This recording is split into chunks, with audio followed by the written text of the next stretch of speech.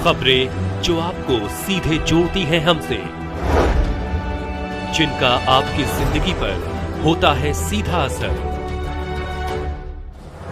खबरों की वही तस्वीर,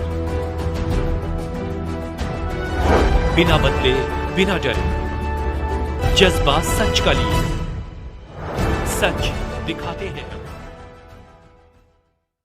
राधेश्याम यादव के नेतृत्व में स्वाभिमान जगाओ यात्रा निकाली। उत्तर प्रदेश जनपद बलिया में राधेश्याम यादव संयोजक सम्मान शिक्षा संघर्ष मोर्चा के नेतृत्व में डॉक्टर राम मनोहर लोहिया के पुण्यतिथि पर स्वाभिमान जगाओ यात्रा निकाली।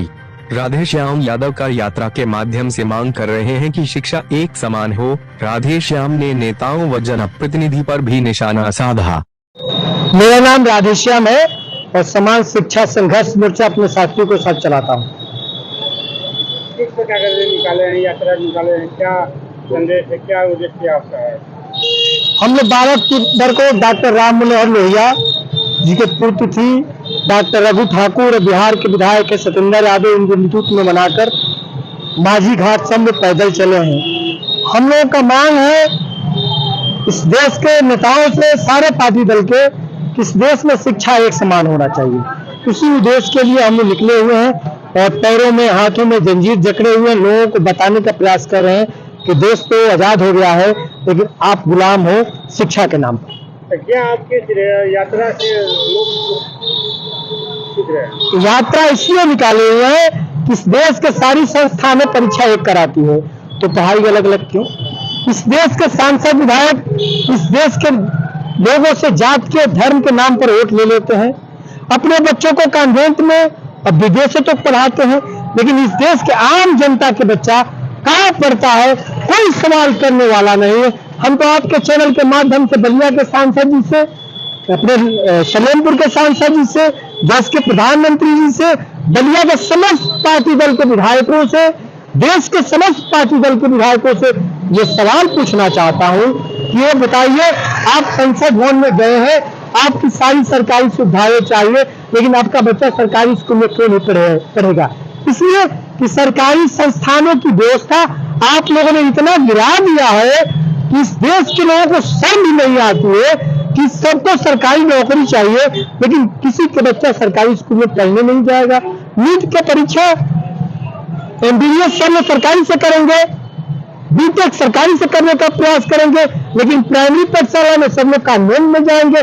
70,000 वाला अध्यापक अच्छा नहीं पढ़ाता है और 5,000 वाला 6,000 वाला अध्यापक अच्छा पढ़ाता है। ये मेरा भारत देश है, हमको गर्व करना चाहिए कि जो मेरी सरकारी संस्थानें हैं वहाँ के अध्यापक 70,000 तनख्वाह लेता है, लेकिन वहाँ अपने बच्चों को लोग नहीं भेजना पसंद करते हैं, नहीं भेजते हैं।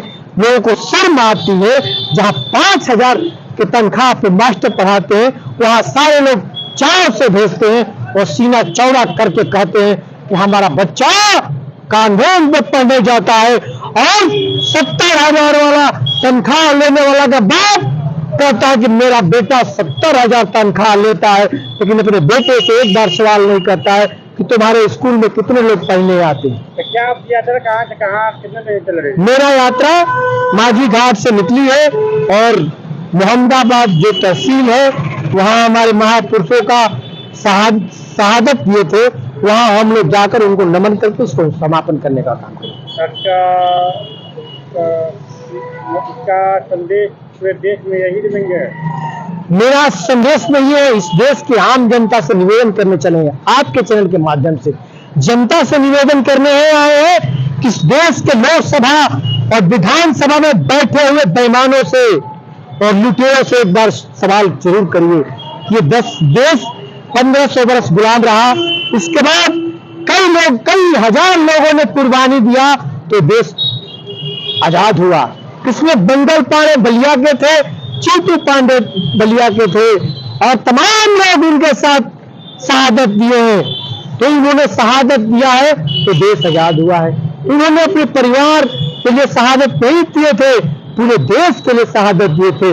उन्होंने इसलिए शहादत नहीं दिए थे कि सांसद के बेटा और मलाई काटेगा और सांसद के गांव के लोग झाड़ू मारेंगे, विधायक के बेटे का पहने का अच्छा व्यवस्था होगा और आम जनता का पढ़ने का व्यवस्था नहीं रहेगा। इसलिए नहीं देते, इसलिए साहब ने किए थे कि सबको समान अवसर मिले, सबको समान व्यवस्था मिले, सबको समान अवसर इसलिए मिले कि आपका बच्चा हो चाहे हमारा बच्चा हो, सबको उसको एक समान का शिक्षा का अवसर मिलना चाहिए। परीक्षाएं आप एक करा रहे हो तो एक समान का शिक्षा का अवसर मिलेगा कि नहीं मिलेगा, मैं इस देश से पूछने चला।